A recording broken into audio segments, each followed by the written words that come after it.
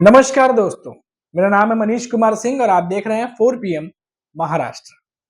दोस्तों, महाराष्ट्र में seat sharing को लेकर के एनडीए गठबंधन जो कि महायुति गठबंधन है, उनमें जो भी खबरें निकल के आ रही हैं सामने, हम लगातार आप तक पहुंचाने की कोशिश करते रहते हैं।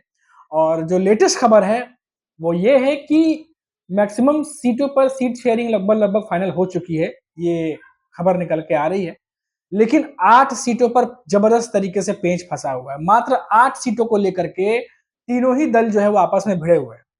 और इस कदर पेंच फंसा हुआ है कि देश के गृह मंत्री अमित शाह की मध्यस्थता के बावजूद भी अभी तक इस पर कोई डिसीजन जो है वो नहीं आ पाया है। बताया जा रहा है कि एकनाथ शिंदे जो है वो भी अड़े हुए हैं। अजीत पवार की एनसीपी की तरफ से भी कुछ बातें रखी गई हैं जिस पर विचार किया जा रहा है और बीजेपी जो है इन सीटों को फाइनल करने में लगी हुई है। देखिए दोस्तों, पहले सीट शेयरिंग का फॉर्मूला जो है वो महाराष्ट्र में तय होना था। देवेंद्र फडणवीस को सब कुछ सौंपा गया था।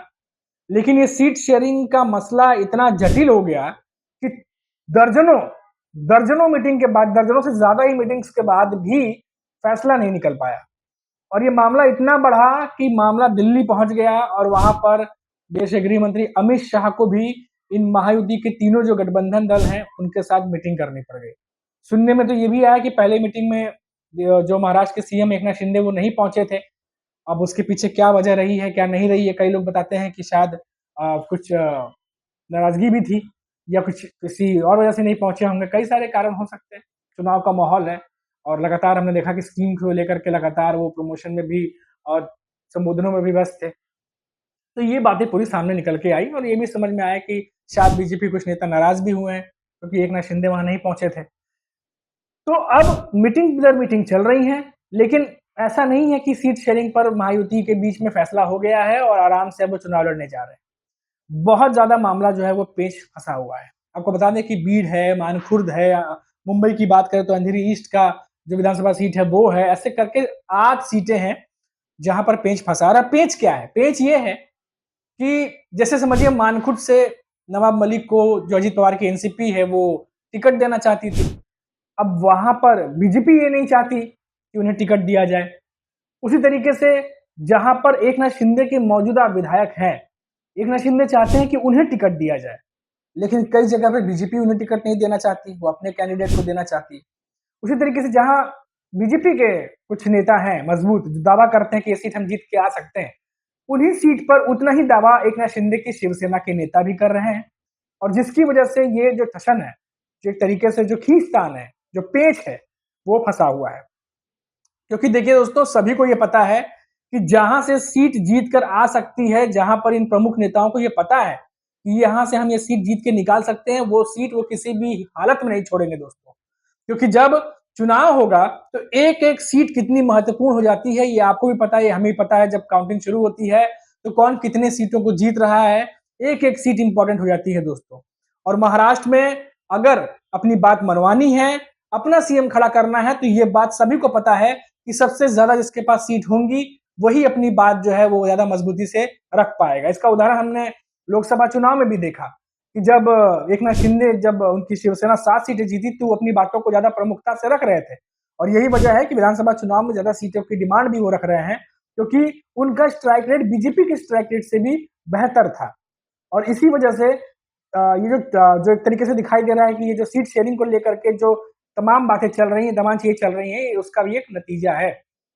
अब इस बीच में अजीत पवार की जो एनसीपी है, अजीत गुट है, उनको सबसे कम सीटें मिलने के आसार नजर आ रहे हैं। अब जो प्रमुख नेता है अजीत पवार, वो तो अभी तक उनका कुछ ऐसा बयान नहीं आया है, लेकिन उनके पार्टी के जो तमाम सीनियर नेता हैं वो फाइनल कॉल का वेट कर रहे हैं कि फाइनल डिसीजन कब तक आएगा और किसको कितनी सीटें मिलेंगी। अब देखिए तो दोस्तों, जिसको जितनी सीटें मिलेंगी, अब समय बचा नहीं है, तुरंत चुनाव शुरू होगा और तुरंत कैंपेन शुरू होंगे। तो जिसको जितनी पार्टियां सीट मिलेंगी वो लड़ना शुरू करेगा। तो जो खींचतान है वो अभी इसी बीच का खींचतान है। और लगातार जिस तरीके से अमित शाह की मध्यस्थता हुई, देवेंद्र फडणवीस से बात जब नहीं संभली, तब ये बात दिल्ली पहुंची और दिल्ली में बैठ करके अब इस बात का सोल्यूशन निकालने की कोशिश की जा रही है। लेकिन अभी भी कितनी मीटिंग्स हो गई, लेकिन अभी तक भी इन सीटों पर जो है वो अभी तक बात बन नहीं पाई है।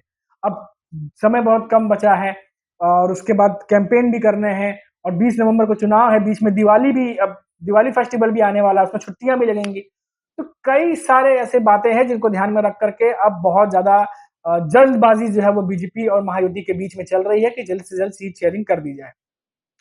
वहीं अगर हम बात करें दोस्तों एनडीए गठबंधन की, तो एनडीए गठबंधन में ये देखा जा रहा है कि उद्धव ठाकरे जो है उनकी दूसरी लिस्ट जो है उन्होंने जारी कर दी है और इसके साथ ही जो 80% 90% जो सीटें हैं उस पर उन्होंने अपने नाम अपने जो उम्मीदवार हैं वो खड़े कर दिए हैं।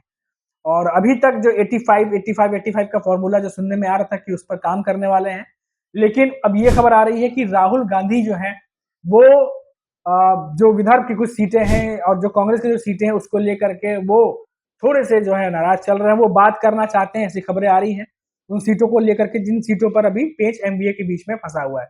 लेकिन ज्यादातर सीटों पर एमवीए की तरफ से नाम जो है घोषित कर दिए गए हैं, उम्मीदवारों के नाम आ गए हैं, चाहे वो कांग्रेस हो, चाहे वो माफ कीजिएगा शरद पवार की पार्टी हो एनसीपी, चाहे वो उद्धव ठाकरे हो, इनकी तरफ से जो है वो उम्मीदवारों की सूची आ गई है।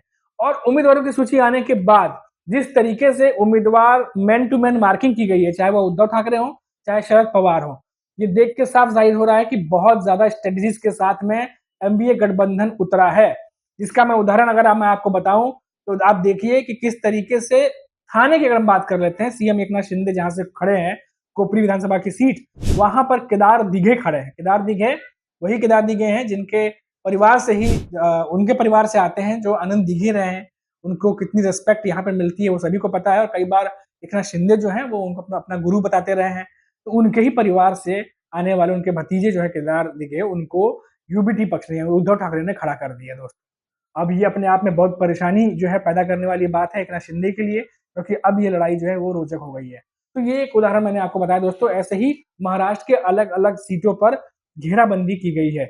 शरद पवार जो है उन्होंने ऐसे चुन चुन कर प्रत्याशी उतारे हैं क्योंकि उन्हें उन्हें जातिकरण का जो समीकरण है, जो भाषा के आधार पर जो समीकरण है, मराठी वर्सेस गुजराती का जो एक समीकरण है, ये समीकरण को बहुत ही अच्छा महाराष्ट्र में शरद पवार समझते हैं। उन्हें पता है कि किस तरीके के कैंडिडेट्स को उतारा जाए, किस तरीके से जो वोटों का समीकरण होता है पूरी जनता के बीच में जब नेता उतरते हैं तो किस तरीके से समीकरण को कैलकुलेट किया जाता है, वो सब कुछ शरद पवार बहुत बेहतरीन तरीके से समझते हैं। और इसीलिए मैन टू मैन जो है ये मार्किंग की गई है कि उम्मीदवार के खिलाफ कौन सा उम्मीदवार उतारा जाए, इस सीट पर जीत पक्की हो जाए।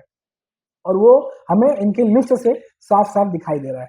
तो दोस्तों महाराष्ट्र का मुकाबला रोचक हो पड़ा है। एनडीए के भीतर, महायुति के भीतर अभी भी 8 सीटें ऐसी हैं जिसको लेकर के भयानक खींचतान मची हुई है। अब देखिए मीटिंग चल रही है, खुद देवेंद्र फडणवीस रहते हैं, अमित शाह भी अब मध्यस्थता कर रहे हैं। कब तक इसका सोल्यूशन निकलेगा इसका हमें भी इंतजार रहेगा और जैसे ही हमें मालूम चलेगा हम ये खबर आप तक लेकर के आएंगे।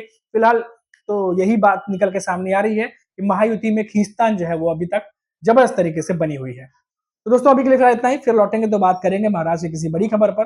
तब तक आप देखते रहिए 4 PM महाराष्ट्र और मुझे इजाजत दीजिए। नमस्कार।